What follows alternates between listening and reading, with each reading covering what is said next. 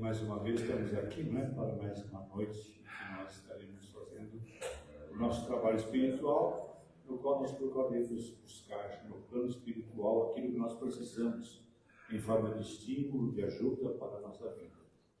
É sempre agradável a gente chegar na terça-feira, chegar aqui no centro, poder abraçar os amigos, ver fisionomias que já se tornaram familiares para a gente, né? Isso é muito gostoso, muito agradável. E hoje nós vamos ter a oportunidade de ter aqui a palestra, como nós fazemos, mas hoje para mim, de uma maneira muito especial, né? É o Ernesto que vai falar, e o Ernesto é aquele companheiro da primeira hora, que está conosco há tanto tempo aqui, trabalhou na casa bastante, mas não está afastado da casa. Ele está pensando em arrumar a sua vida, ajeitar o horário para retornar ao trabalho. Não, mas preciso. Eu joguei uma responsabilidade. É verdade. O Ernesto vai abordar o tema: o inferno é aqui ou não? É a pergunta que fica, né? E para nós prepararmos o nosso ambiente para que ele seja bem feliz, bem sucedido na sua palestra, eu quero pedir ao Nelson para fazer a nossa oração, para fazer a estabilização do ambiente. Boa noite, irmãos e irmãs. Sejam bem-vindos a esta casa. Vamos agora, então, acalmar, serenar os nossos corações, levar nossos pensamentos ao Divino Mestre, ao Deus Pai Todo-Poderoso, que possa nos iluminar esta noite em que vamos dar início aos trabalhos da casa. Que possamos, então, receber a bênção desse Deus poderoso, derramando sobre nós os fluidos necessários para que tenhamos forças, para tocarmos a nossa vida, sempre de acordo com os seus ensinamentos no Evangelho do seu Filho Jesus. E possamos, então, estar conectados com nossos irmãozinhos espirituais, para que eles também derramem sobre nós os seus fluidos, para que possamos ter entendimento esta noite de tudo aquilo que for dito pelo nosso irmão Ernesto. Que possamos, então, receber essa mensagem do Ernesto com todo amor, com todo carinho. Mais uma vez, agradecendo a permissão divina e de Jesus, para que possamos tocar os nossos trabalhos nessa noite. Obrigado a todos. Por favor, fique à vontade. Claro. Nossa, temos púlpito. Boa noite, gente. Tudo bom? Gente, eu queria começar a minha palestra perguntando para vocês como é que vocês definem o inferno. O que é um inferno? Um lugar ruim? O que mais? Desculpe? Uma vida ruim, um lugar ruim. Um pensamento ruim? Mas é aquele inferno que a gente ouve falar, com os demônios chifrudos, com fogo. Vocês não pensam que o inferno é assim? Não? Cara, pior que existe esse inferno também, tá? Então, os espíritos maus, eles se afastam da luz. E existem, pelo menos, desculpa, quem está dizendo é André Luiz, tá bom? Vou seguir o que ele disse. Então, existem lugares onde as pessoas realmente se comprazem no mal e julgam aqueles que são pecadores. Que tipo de pecador? Qualquer pecado importante, né? Alguém que tirou a vida de alguém, alguém que de uma forma muito dura prejudicou outra pessoa, quem tirou a própria vida. Tá? Tem uma entrevista com um jornalista ateu, que os dois filhos dele, por razões distintas, mas os dois tiraram a própria vida. E ele teve um período que ele teve que ser internado, porque todas as noites ele sonhava com o filho num lugar muito grande, cheio de pessoas com aparência de muito má e fazendo muito mal para o filho dele. Como ele não tem essa abertura de achar que existe outro mundo, ele achou que ele estava ficando louco. Ele teve que ser internado e tratado em virtude disso. Não, pelo menos isso. Tá. Então, gente, este inferno, ele também existe. Mas eu, quando penso no inferno, eu acho que eu penso mais como vocês descreveram aqui. Na verdade, muitas das coisas que a gente tem na vida, elas estão além da nossa vontade. Eu não posso escolher quando eu vou ficar doente, eu não vou escolher o dia que eu vou deixar a vida encarnada, eu não vou escolher se eventualmente alguém gosta ou deixa de gostar de mim. Mas essa é a parte que eu não controlo. E a parte que eu controlo? O que eu posso controlar nessas relações humanas todas? A minha atitude diante do outro, diante das pessoas de quem eu não gosto. Vocês já pararam para pensar nisso? Quanto tempo a gente gasta? Estou te prejudicando, né? Eu volto para cá. Quanto tempo a gente gasta pensando mal do outro? Pior ainda, desejando o mal para o outro. Ou tão ruim quanto falando mal do outro. Ou então fofocar é pecado? Gente, não me bote nessa posição. Mas ainda assim, eu diria que se a gente se dedicasse pelo menos tanto tempo quanto eu quero o mal do outro, querendo o bem dos outros, eu ia fazer um uso muito melhor da minha existência. Um dia, eu estava aqui no trânsito aqui em São Carlos, nesses últimos anos, pelo menos nos caminhos que eu percorro, eu percebi um momento muito grande de pessoas pedindo.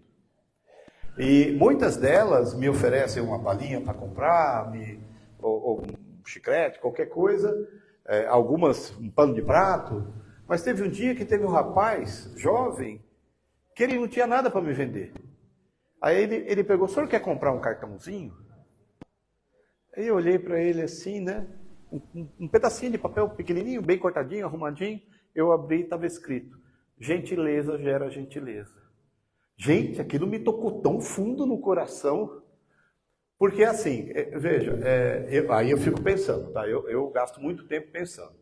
Aí eu fico pensando, se esse cara está aqui, está me vendendo um pedacinho de papel, que provavelmente foi ele que escreveu, é porque ele não tem dinheiro para comprar algo para me vender. E ainda assim ele fez do meu dia um dia melhor. É essa a opção do inferno que eu me refiro. Não estou falando das grandes dores que nós todos passamos, hora ou outra, por uma grande dor que nos marca para o resto da vida. Mas muitas vezes, apesar da dor não ser algo que eu posso escolher, como eu passo por ela, é uma escolha. Aí eu volto para o Evangelho. Aonde se fala, no Evangelho segundo o Espiritismo, tá bom? Aonde se fala que as pessoas elas podem evoluir ou pelo amor ou pela dor. E que, infelizmente, a maior parte das pessoas escolhe a dor. E eu fico pensando sobre que dor é essa. E aí, é claro, a gente fica pensando alguém que nasce com uma deficiência, alguém que nasce com uma deficiência mental, alguém que sofre uma grande perda na vida, alguém que vive muito pouco. E, de repente, não é nada disso que ele está falando. De repente, as dores, essas grandes dores, claro, todos nós, em encarnações passadas, já devemos ter vivido isso. Mas as pequenas dores dos dias são essas que fazem da nossa existência um inferno. É essa que eu posso mudar. É a minha atitude do dia a dia. É a minha atitude do levantar de manhã e falar: eu quero que esse dia seja um bom dia. Sabe, gente? Esse tipo de coisa, aí a gente vai de novo voltar lá para o Evangelho segundo o Espiritismo, para a literatura espírita, né? A gente aprende que uma oração nos conecta com o Senhor. Eu gosto da versão mais mundana. A oração é um telefonema direto para a central de atendimento dos espíritos superiores, aonde é avaliado o meu pedido e, eventualmente, a possibilidade ou não dele ser atendido. Tá?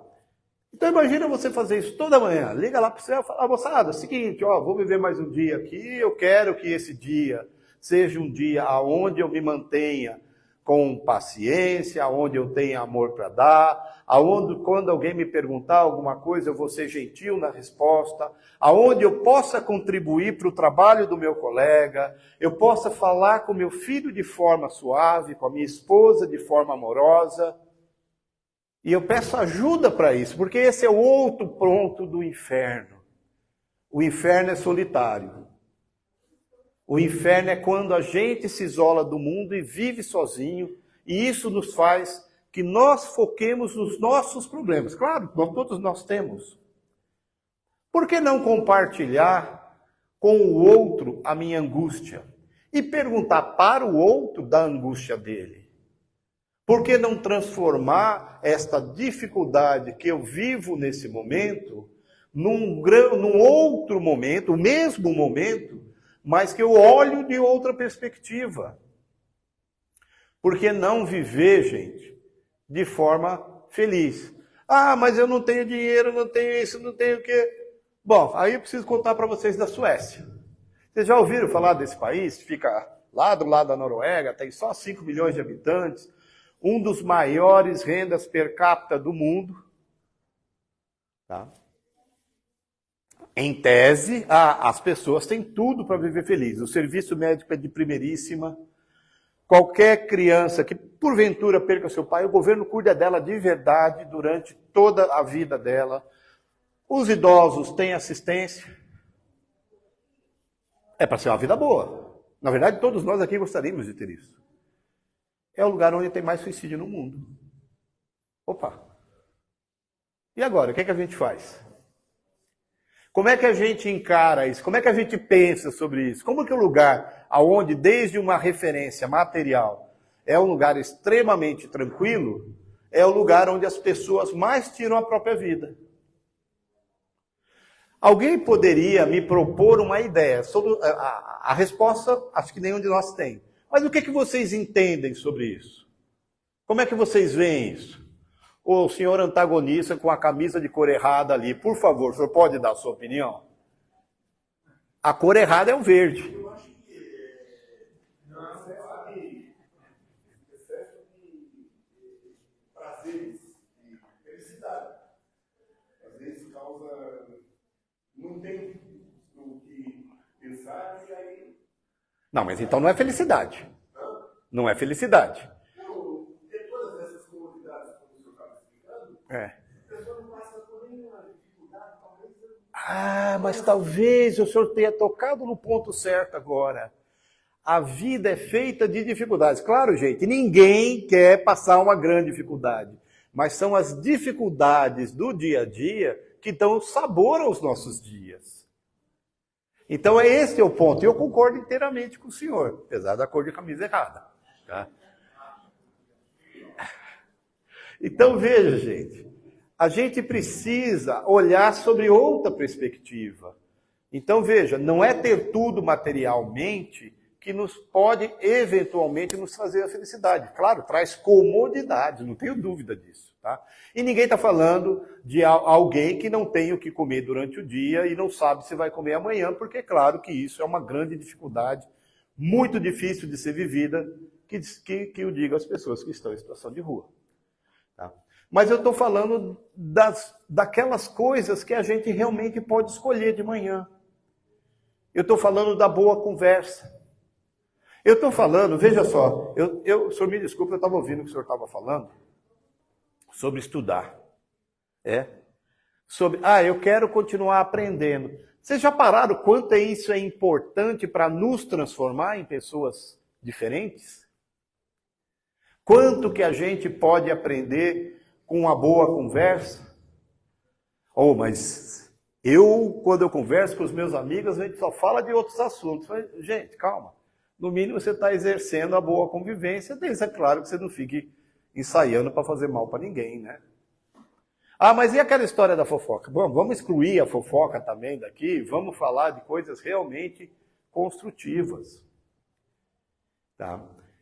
Eu realmente acredito nisso que eu digo, que a vida é feita de escolhas. Aí eu preciso dizer uma coisa para vocês. O seu Almeida falou que eu estou aqui há algum tempo. Na verdade, seu Almeida, eu estou aqui há 39 anos.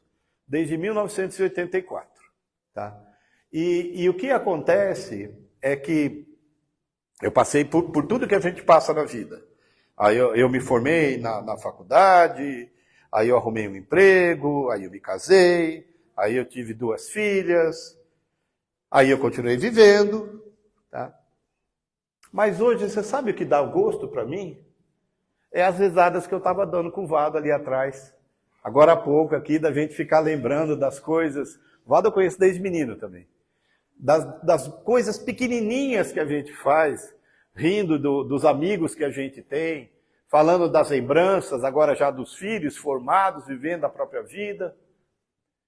Sabe, o que dá sabor à vida são essas pequenas coisas. E, de novo, dessas coisas eu tenho controle. Ricos meus amigos, sair ou sentar na calçada para conversar. Eu lembro do meu avô quando eu penso isso. Meu avô era um marinheiro que se aposentou numa cidade litorânea, muito pequenininha, e todas as tardes e todas as manhãs ele ia conversar com os amigos. E a gente gostava muito, que a gente chamava do Senado. E o Senado era sempre na sombra, porque de manhã eles ficavam na sombra do lado de cada rua, à tarde eles iam para a sombra do outro lado da rua. Aí você fala, mas isso é felicidade? Olha, para eles era. Para eles era. Eles já não... Aí agora tem como contar para o senhor, seu bem. Naquela época, com 60 anos era velho, né? Agora a gente chega com 60 e acha que é muito moleque, né? Mas é muito interessante que essa convivência com os amigos também nos faz ser diferentes, gente. Por isso que talvez, embora o título da palestra ele tenha sido ousado no sentido, pô, mas vai falar de inferno? Não, vou falar de ser feliz. E se vocês querem um verdadeiro conselho de alguém que é muito jovem para ficar dando conselho para quem quer que seja, se um dia você precisar de um amigo, que seja na porta do inferno. Porque é o lugar onde você vai mais precisar de um amigo. Mas se você tiver um amigo, você já não está no pior lugar do mundo. E aí a gente já está no paradoxo de novo, que eu já tenho uma escolha para, diante de uma situação difícil, ser um pouquinho mais feliz do que se eu estivesse sozinho. Era isso que eu queria dizer para vocês hoje, gente. Tá. Eu tentei me disfarçar, porque eu vi que... Onde é que vocês arrumaram aquela foto minha com barba? Acho que são poucas vezes na minha vida que eu andei barbudo. Aí eu falei, não, tem que ir lá, senão o pessoal não vai reconhecer, né? Mas era isso que eu queria falar para vocês, tá bom, gente? Muito obrigado.